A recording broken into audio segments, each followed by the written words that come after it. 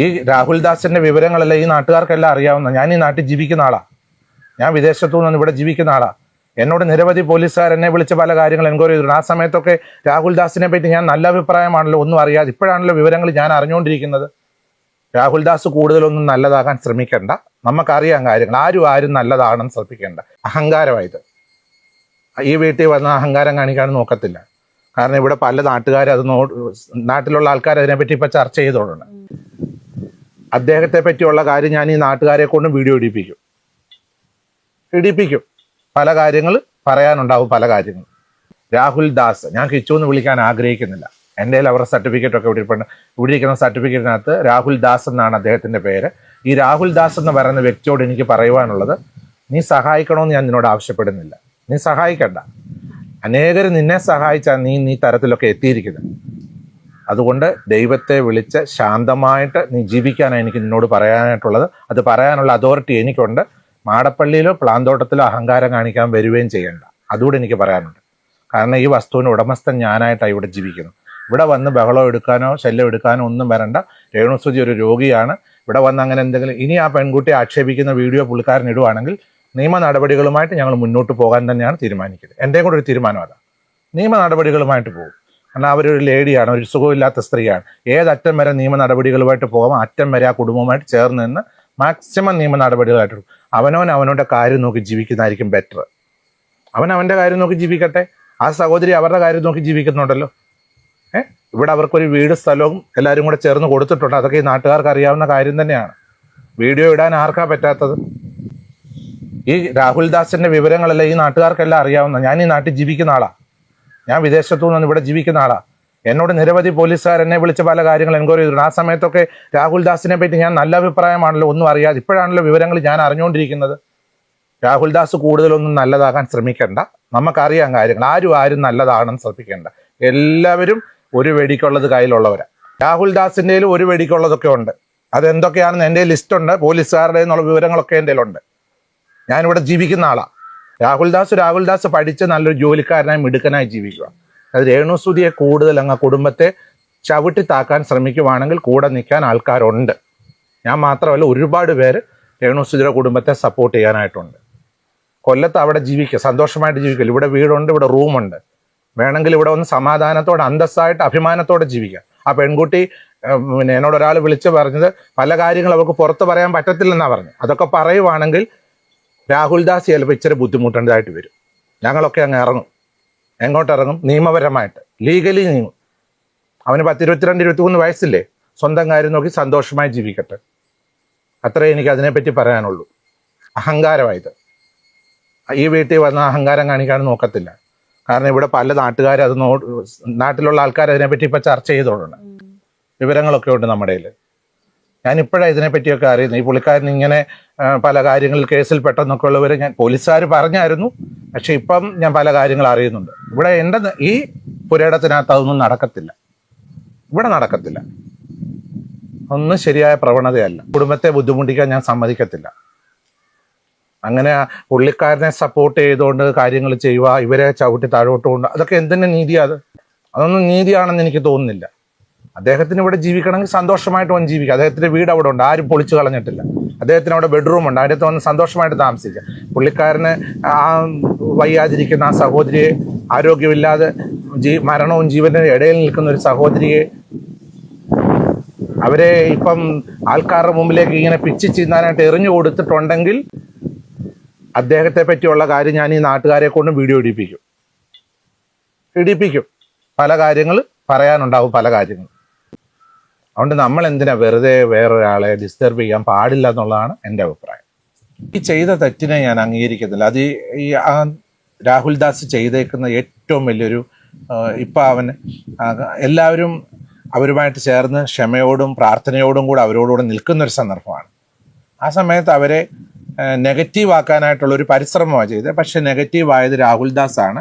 ഒരിക്കലും രേണുസുതിയോ അവരുടെ കുടുംബമോ നെഗറ്റീവിലേക്ക് പോകത്തില്ല.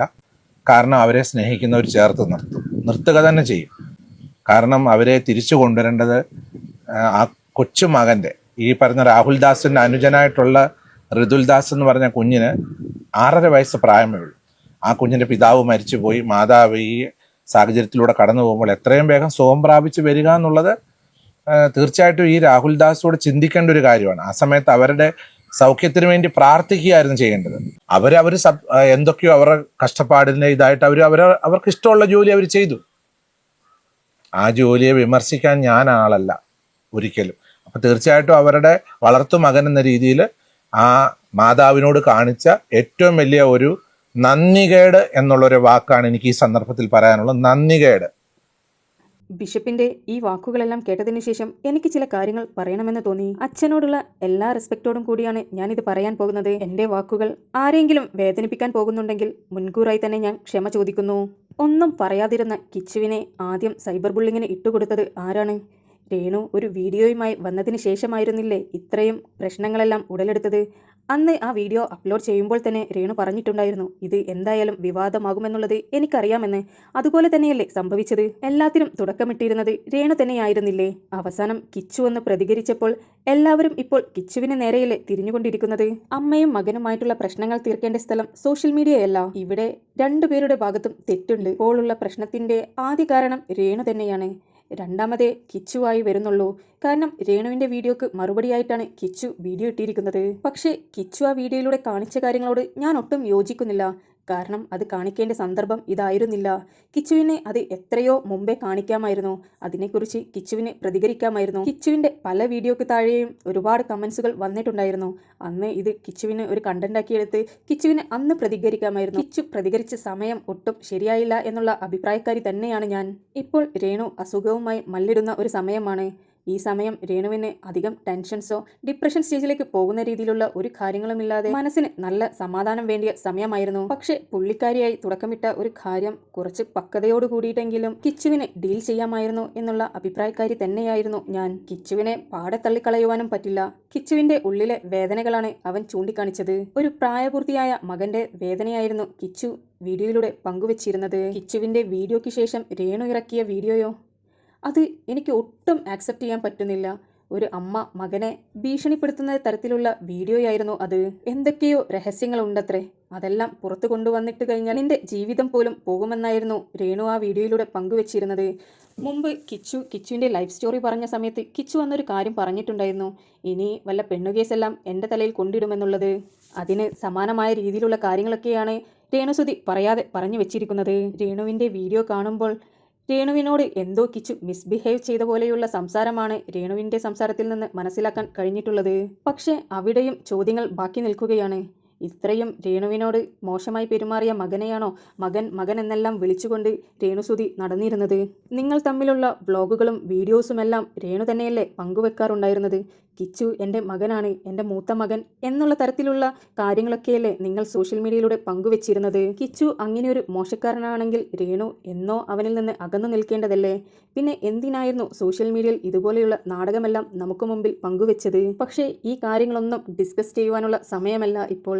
രേണുവിൻ്റെ ആരോഗ്യസ്ഥിതിയാണ് നമ്മളിപ്പോൾ ഇമ്പോർട്ടൻ്റ് ആയി കാണേണ്ടത്. രേണുവിനോട് പല ആളുകൾക്കും സഹതാപം തോന്നിക്കൊണ്ടിരിക്കുമ്പോഴായിരുന്നു കിച്ചുവിൻ്റെ വീഡിയോയും അതിനുശേഷമുള്ള രേണുവിൻ്റെ വീഡിയോയും. രേണുവിൻ്റെ വീഡിയോയ്ക്ക് ശേഷം രേണുവിന് ഒരുപാട് ഹെയ്റ്റ്സാണ് വന്നുകൊണ്ടിരുന്നത്. പല ആളുകളും അവരുടെ വീഡിയോയ്ക്ക് താഴെ പോയി ചെയ്യുന്ന കമൻസിനോട് ഒട്ടും യോജിക്കാൻ കഴിയുന്നില്ല. വയ്യാതിരിക്കുന്ന ഒരാളോട് ചാവാൻ വേണ്ടി പറയുന്നത് അത്ര നല്ല കാര്യമൊന്നുമല്ല. ദയവ് ചെയ്ത് നമ്മളെല്ലാവരും അവരെ ഇഗ്നോർ ചെയ്തു വിടുക. ഈ സമയം അവർ മനസമാധാനത്തോടെ ആ അസുഖത്തിൽ നിന്ന് കരകയറി വന്നതിന് ശേഷം പോരെ അവരെ ഇനി ചാപ്പ കുത്തുന്നത്. എന്തായാലും അമ്മയും മകനുമായിട്ടുള്ള പുതിയ തല്ലുകളൊന്നും യൂട്യൂബിൽ വരാതെ സൂക്ഷിക്കുക. കാരണം ഇത് കാലാകാലവും നമ്മുടെ സോഷ്യൽ മീഡിയയിൽ അത് അതുപോലെ തന്നെ ഉണ്ടാകും. ഋതപ്പനെല്ലാം വളർന്നു വന്ന് ആ കുട്ടിയെല്ലാം അറിയാവുന്നതെല്ലാം പ്രായം വരുമ്പോൾ ആ കുട്ടിയുടെ മനസ്സ് വേദനിപ്പിക്കുന്ന എല്ലാ കാര്യങ്ങളും ഇപ്പോൾ തന്നെ സോഷ്യൽ മീഡിയയിലുണ്ട്. ദയവ് ചെയ്ത് ഈ വിഷയം ഇനിയും വഷളാക്കാതെ രണ്ടുപേരും സൂക്ഷിക്കേണ്ടതാണ്. എനിവേ, നിങ്ങൾക്ക് വീഡിയോ ഇഷ്ടപ്പെടുകയാണെങ്കിൽ ഒരു ലൈക്കും ഷെയറും സബ്സ്ക്രൈബും ചെയ്യുവാൻ മറക്കരുത്.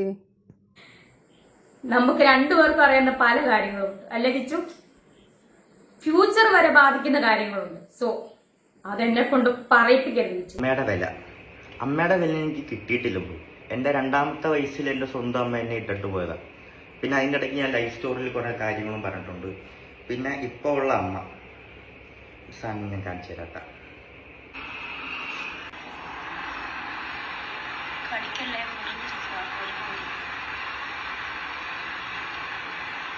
ഇതൊക്കെ നിങ്ങൾ പറയുന്ന ഇപ്പൊ പറയുന്നത് എടുത്തു വളർത്തിയ മോൻ കണ്ട സാധനങ്ങളാണിത്, മനസ്സിലായോ?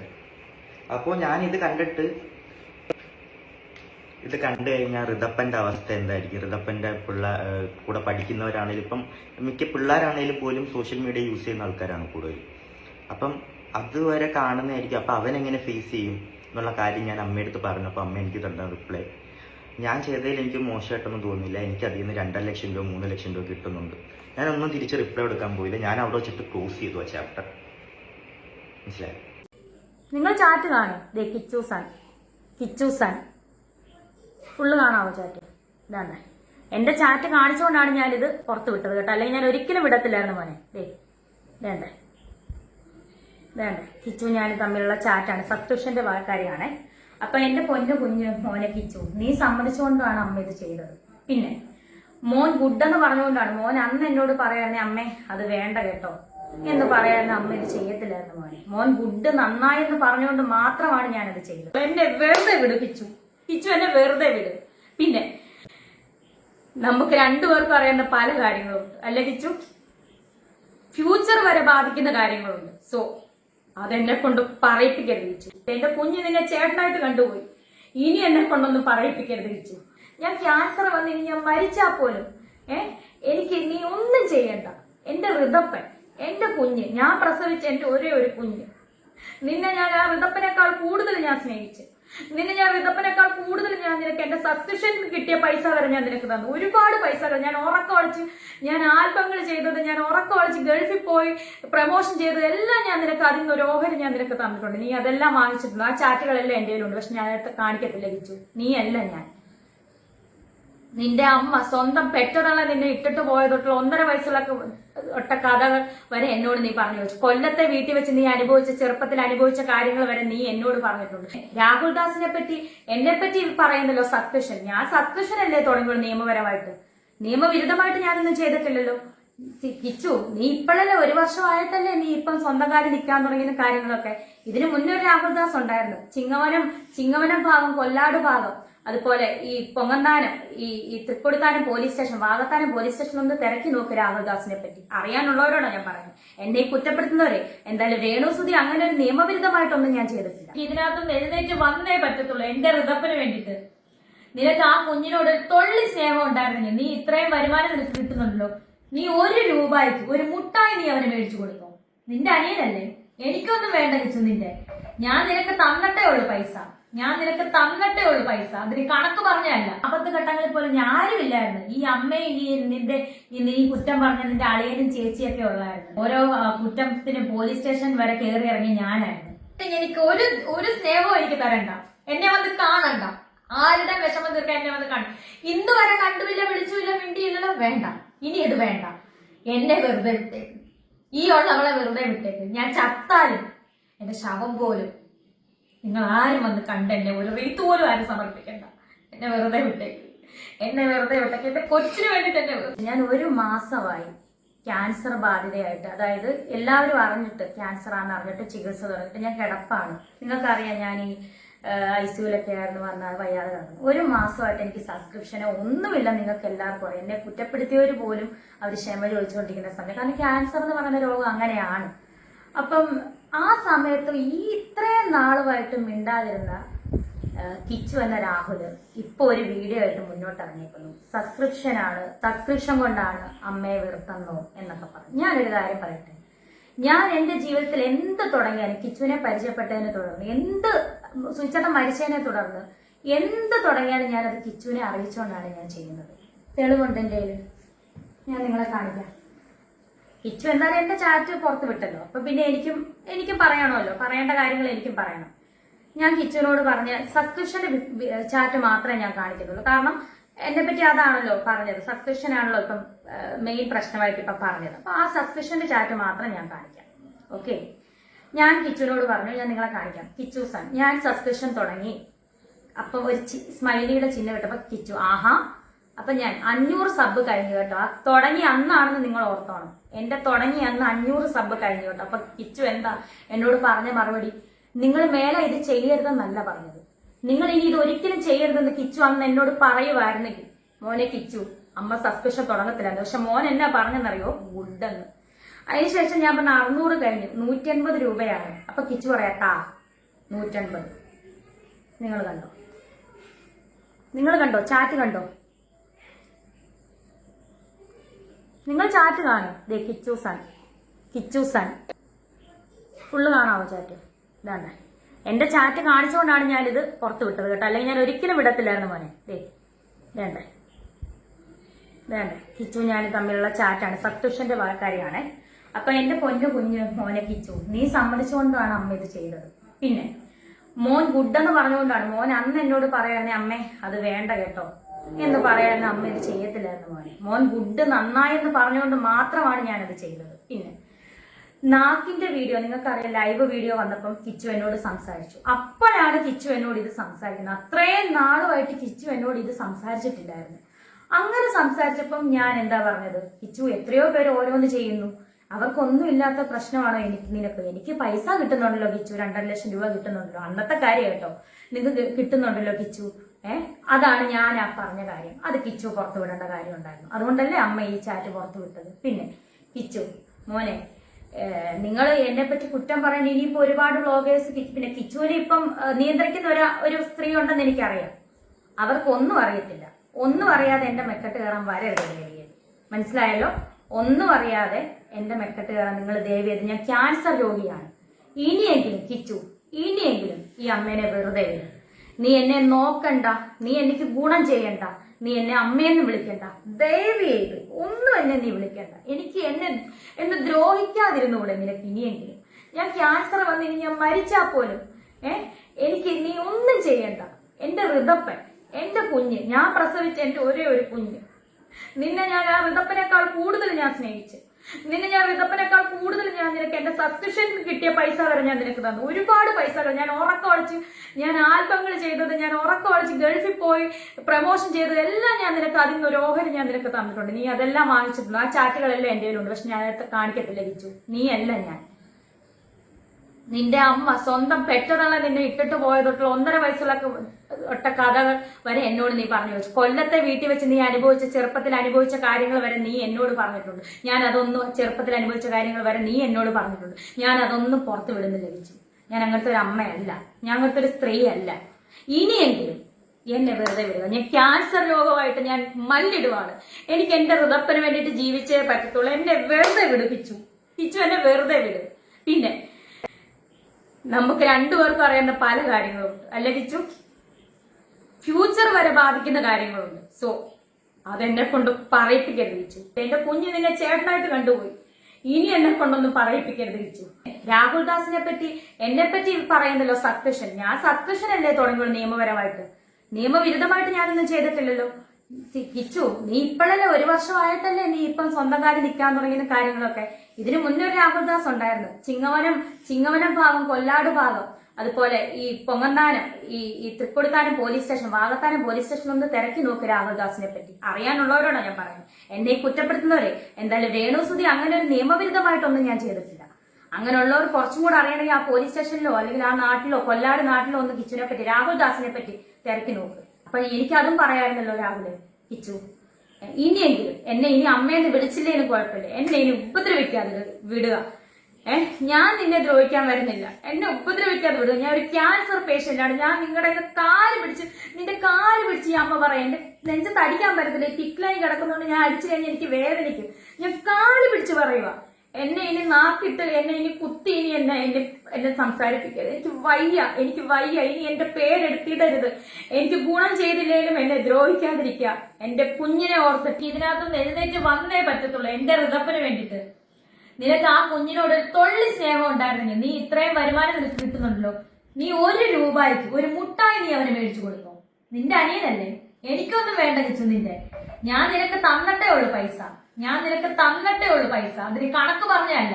അമ്മയ്ക്ക് പറയാന് ഒരുപാട് കാര്യങ്ങൾ, തെളിവ് സഹിതം കാര്യങ്ങൾ അടക്കും. ഇപ്പൊ മോൻ സ്നേഹം കാര്യങ്ങളും ഒക്കെ ആയിട്ട് അച്ഛന്റെ കാര്യങ്ങളൊക്കെ പറഞ്ഞ് മോശം കാര്യങ്ങളൊക്കെ ആവുന്നുണ്ട് പല ആളുകളും. മോന്റെ വോയിസ് റെക്കോർഡും കാര്യങ്ങളും ഇപ്പോഴും നമ്മുടെ അളിയന്റെ ഫോണിനകത്ത് ഇപ്പോഴും കിടപ്പുണ്ട്. പഴയ റെക്കോർഡുകൾ, അച്ഛന്റെ മോന്റെ സംഭാഷണങ്ങളൊക്കെ.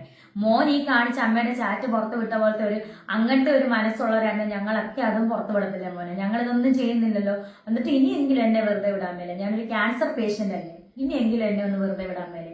11 വയസ്സിലെ സുധിച്ചേട്ടൻ അന്ന് ശ്വാസിൽ വെച്ച് എന്നെ ഏൽപ്പിച്ചപ്പോൾ ആരുമില്ലായിരുന്നു മോന്. മോനൊരു പ്രാവശ്യം അച്ഛനോട് വഴക്ക് പിടിച്ച് കൊല്ലത്ത് പോട്ടെ എന്ന് പറഞ്ഞ് ഫോൺ വിളിച്ച് ഓർക്കുന്നുണ്ടോ? അന്ന് അവരെന്തുവാ പറഞ്ഞ മോനെ ഇങ്ങോട്ട് വരണ്ട, അവിടെ അച്ഛൻ്റെ അമ്മയുടെ കൂടെ നിന്നാ മതി. ഇതൊക്കെ മോനെ എനിക്ക് ഓർമ്മയുണ്ട്. പക്ഷെ മോൻ അതൊന്നും ഓർമ്മ കാണത്തില്ല. ആപത്ത് ഘട്ടങ്ങളിൽ പോലും ആരുമില്ലായിരുന്നു. ഈ അമ്മയും നീ കുറ്റം പറഞ്ഞ നിന്റെ അളിയനും ചേച്ചിയൊക്കെ ഉള്ളായിരുന്നു. ഓരോ കുറ്റത്തിന് പോലീസ് സ്റ്റേഷൻ വരെ കയറി ഇറങ്ങി ഞാനായിരുന്നു. വേറെ ആരെങ്കിലും ഇപ്പൊ നിന്നെ ഈ കൊണ്ടു നടക്കുന്നവരാരും ഇല്ലായിരുന്നല്ലോ ഒന്ന്. ഇനി എന്നെ കൊണ്ട് പറയിപ്പിക്കലിരിച്ചു. ഇനി ഇതിൽ കൂടുതൽ എനിക്കൊന്നും പറയാനില്ല. ഇനി എന്നെ വെറുതെ വിടുക. ഇത് നിന്നെ പറ്റിയുള്ള എന്റെ ലാസ്റ്റ് വീഡിയോ ആയിരിക്കും. ഇതൊക്കെ ലാസ്റ്റ് വീഡിയോ ആയിരിക്കണം. നിന്നെ പറ്റി, ഈ രാഹുൽ ദാസിനെ പറ്റി അല്ലെങ്കിൽ കിച്ചുവിനെ പറ്റിയുള്ള ലാസ്റ്റ് വീഡിയോ ആയിരിക്കണം ഇതെന്റെ. ഇനി എന്നെ കൊണ്ട് വീഡിയോ ഇടിപ്പിക്കരുത് കിച്ചു. എനിക്ക് വയ്യ. ഞാനൊരു ക്യാൻസർ പേഷ്യന്റ് ആണ്. ഒരു ക്യാൻസർ രോഗിയായിട്ടുള്ള ഒരാളുടെ മനസ്സ് എത്രത്തോളം വേദനിക്കുന്നുണ്ടെന്ന് നിങ്ങൾക്കറിയാം. ഡോക്ടേഴ്സ് ഇപ്പോഴും പറഞ്ഞിട്ടുള്ളത് എന്റെ മനസ്സിനെ വേദനിപ്പിക്കരുതെന്നാണ് ചേച്ചിയോടൊക്കെ പറഞ്ഞിട്ടുള്ളത്. നിങ്ങൾ ഉദ്ദേശിക്കുന്ന പോലെ അല്ല എന്റെ അസുഖം. നിങ്ങൾ ഓർത്ത ക്യാൻസർ, ബ്രസ്റ്റ് ക്യാൻസർ, അതല്ല എന്റെ അസുഖം. നിങ്ങൾക്ക് എന്റെ സ്റ്റേജും കാര്യങ്ങളും ഒന്നും അറിയത്തില്ല. ഡോക്ടേഴ്സ് എത്ര ശതമാനമാണ് എന്നെ രക്ഷിച്ചെടുക്കാന്നുള്ള ചാൻസ് പോലും നിങ്ങൾക്ക് ആർക്കും അറിയത്തില്ല. അറിയാതാണ് നിങ്ങൾ ഈ സോഷ്യൽ മീഡിയയിൽ കിടന്ന് എന്നെ കുറ്റപ്പെടുത്തുന്നത്. ഞാൻ ഇത്രയും പറയത്തില്ല. ഞാൻ ഇവിടെ കിടക്കുമായിരുന്നു. ഇത്രയും ഞാൻ പറയത്തില്ലായിരുന്നു. പക്ഷെ നിങ്ങൾ എന്നെ കൊണ്ട്, കിച്ചു എന്നെ കൊണ്ട് ഇത് പറയിപ്പിച്ചു. ഇനിയും ഇത് കിച്ചുവിനെ പറ്റിയുള്ള എന്റെ ലാസ്റ്റ് വീഡിയോ ആയിരിക്കണം. നീ എനിക്ക് ഒരു സ്നേഹവും എനിക്ക് തരണ്ട. എന്നെ വന്ന് കാണണ്ട.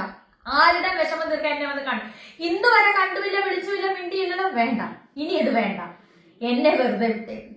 ഈ ഉള്ളവളെ വെറുതെ വിട്ടേക്ക്. ഞാൻ ചത്താലും എന്റെ ശവം പോലും നിങ്ങൾ ആരും വന്ന് കണ്ട് എന്നെ ഒരു റീത്ത് പോലും ആരും സമർപ്പിക്കണ്ട. എന്നെ വെറുതെ വിട്ടേക്ക്. എന്നെ വെറുതെ വിട്ടേക്ക്. എന്റെ കൊച്ചിന് വേണ്ടിട്ട് എന്നെ വെറുതെ വിട്ടേക്ക്. ഈ വീഡിയോ ചെയ്യണോ വേണ്ടേ എന്ന് ഒരുപാട് നേരം ആലോചിച്ചതിന് ശേഷമാണ് ഇപ്പോൾ ഞാൻ ഈ വീഡിയോ ചെയ്യുന്നത്.